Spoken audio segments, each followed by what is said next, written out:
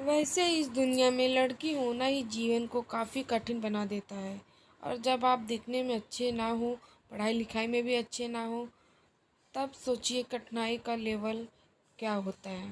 संध्या बचपन से ही पढ़ाई लिखाई में कमज़ोर थी। रंग उसका सांवला था, नाक नक्शा भी बाकी लड़कियों की तुलना में इतना खास न था। ऊपर से भगवान ने दांतों की बनावट भी टेढ़ी मेढ़ी दी थी। सो हेलो फ्रेंड, नमस्ते, प्रणाम, वेलकम है आप लोगों का। मैं एक स्टोरी वीडियो लेकर आई हूँ। आप लोगों को कैसा लगा ज़रूर बताइएगा कमेंट में, और प्लीज़ मेरी वीडियो देखने के बाद सब्सक्राइब एंड शेयर करना। जब संध्या छोटी थी तो बचपन में स्कूल के बच्चे चिढ़ाते। बड़ी हुई तो गली मोहल्ले के लोग उसे देखकर मुंह फेर लिया करते। कोई भी उसका दोस्त बनने के लिए तैयार न था। उसके रिश्तेदार भी कुछ खास उसे भाव दिया न करते। बस एक लड़की माँ ही थी बस उसकी माँ ही थी जिसे उसके सूरत या लुक्स को कोई फ़र्क नहीं पड़ता। माँ संध्या से और संध्या माँ से बेहद प्यार करते।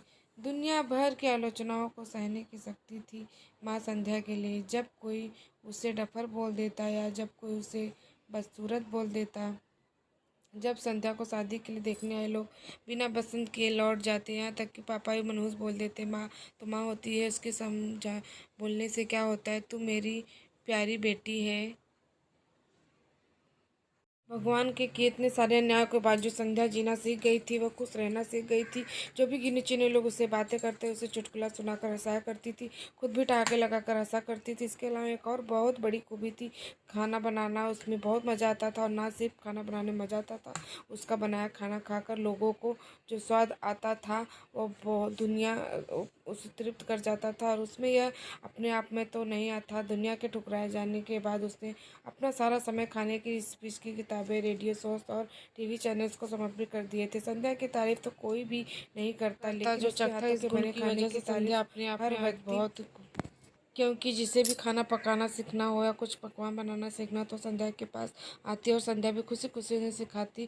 उसके पास आने वाली औरतें अच्छा खाना बनाना सीख जाती, लेकिन लाख कोशिश करने के बाद भी संध्या के हाथों का जादू जो तृप्त कर जाता वह कोई नहीं सीख पाता। संध्या की ज़िंदगी इन्हीं उतार चढ़ाव के साथ कट रही थी। एक बार फिर से माँ बाप ने जोड़ तोड़ कोशिश करके फैमिली को संध्या के देखने के लिए मना लिया था, और अगले दिन लड़का संध्या को देखने आने वाला था।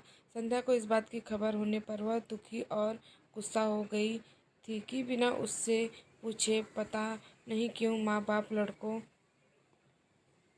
बिना उससे पूछे बिना उससे पूछे माँ बाप लड़कों को लड़के वालों को बुला लिए हैं।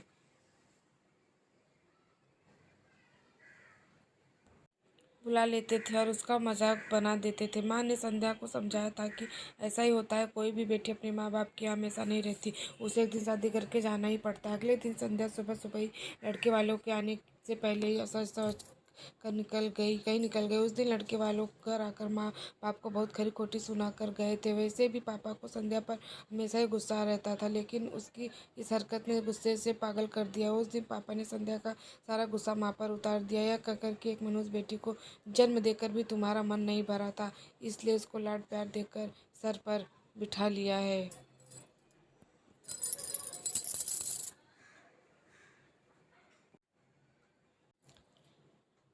हमेशा अपनी बेटी के बारे में गलत बोलने वालों से नाराज रहने वाली माँ आज खुद संध्या से नाराज हो गई थी, और वह अब संध्या के घर वापस आने की बेसब्री से राह देख रही थी ताकि अपना गुस्सा उस पर उतार सके। सूरज ढलने से पहले संध्या घर लौट आई थी। उसके चेहरे पर एक अजीब सी खुशी थी। हाथों में एक चेक था और एक सर्टिफिकेट थी। संध्या माँ से कुछ कहना चाहती थी, लेकिन उससे पहले कि संध्या अपने मुंह से एक भी शब्द कह पाती, माँ ने उसे खरी खोटी सुनाना शुरू कर दिया। गुस्से में माँ बोलते बोलते इतना कुछ बोल गई कि संध्या ने कभी सपने में भी नहीं सोचा था।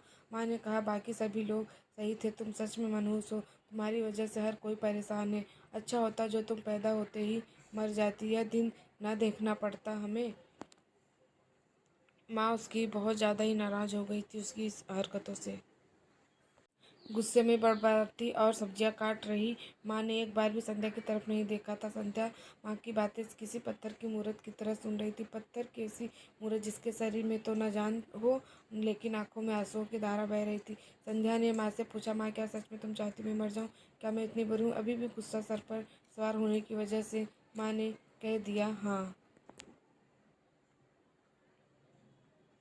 बिना एक पल भी सोचे संध्या सीधा अपने जा कमरे में जाकर अपना कमरा अंदर से बंद कर लिया था। 1-2 मिनट बाद गुस्सा थोड़ा शांत होने पर माँ को अपनी गलती का एहसास हुआ तो संध्या के रूम में की तरफ गए। उन्हें पता चला कि संध्या रूम के अंदर बंद कर लिया है। गुस्से में कुछ कर ना ले इसलिए माँ ने तुरंत पापा को इस बात की खबर दी। दोनों ने काफ़ी दरवाज़ा खोलने की कोशिश की, लेकिन जब नाकामयाब रहे तो दरवाज़ा तोड़ दिया गया। उसने अंदर से बंद कर लिया था।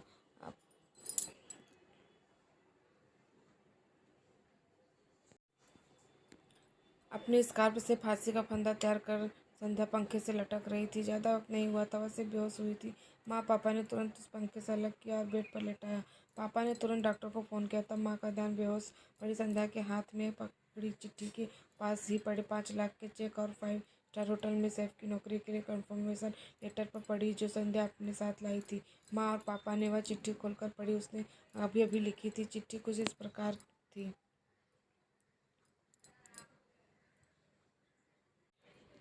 माँ और पापा, मैं जानती हूँ मेरे जन्म से लेकर आज के दिन तक मैंने ऐसा कुछ भी नहीं किया है जिस पर आप गर्व कर सकें, लेकिन आपकी ये बताना चाहती थी कि आज मैं खाना पकाने के नेशनल लेवल कंपटीशन को जीत चुकी हूँ और ये 5 लाख चेक मुझे प्रथम स्थान पर आने पर मिला था। जजिस को मेरा खाना इतना पसंद आया था कि उन्होंने मुझे एक बहुत ही बड़े होटल में बतौर मास्टर शेफ़ की नौकरी के लिए कंफर्मेशन लेटर ही दे दिया था।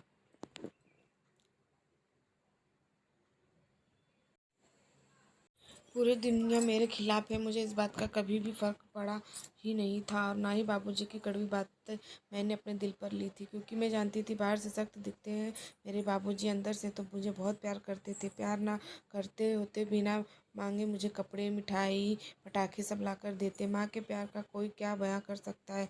मेरी माँ मेरे लिए मेरी सारी दुनिया थी। जब माँ मेरे साथ होती थी मुझे किसी बात का परवाह ही नहीं था। मेरी माँ थी इसलिए मुझे किसी की ज़रूरत नहीं थी। मेरी माँ मेरे साथ नहीं है तो मेरी दुनिया मेरे साथ नहीं है। इसलिए मेरी माँ नहीं है तो मेरी दुनिया ही मेरे साथ नहीं है। इसलिए मैं आज दुनिया को ही अलविदा कर कर जा रही हूँ। मैं जानती हूँ आपने कभी ना कभी भगवान से दुआ ज़रूर मांगी होगी कि अगले जन्म में मेरी जैसी औलाद ना मिले, लेकिन मैं हमेशा ये प्रार्थना करती थी कि अगले जन्म में तो क्या मेरे हर जन्म में मुझे आप जैसे माता पिता मिले। आज भी यही प्रार्थना करके उसी भगवान के पास जा रही हूँ। चिट्ठी पढ़ते माँ और पापा सर से पाँव तक पछतावे में डूब गए थे और बेहोश पड़ी संध्या के सर पर हाथ फेरते हुए फुट फुट कर रो रहे थे। तो दोस्तों, पूरी कहानी पढ़ने के लिए धन्यवाद। और आप लोग मतलब किसी की सूरत और तीरथ पे ना मतलब सूरत पे ना जाएं, उसके कर्तव्य पर जाएं। सूरत से मायने नहीं रखता है दोस्तों, उसका कर्तव्य अच्छा होना चाहिए। तो दोस्तों, आज की वीडियो कैसी लगी ज़रूर बताइएगा कमेंट बॉक्स में और वीडियो को like share comment and subscribe करना ना भूलना। धन्यवाद।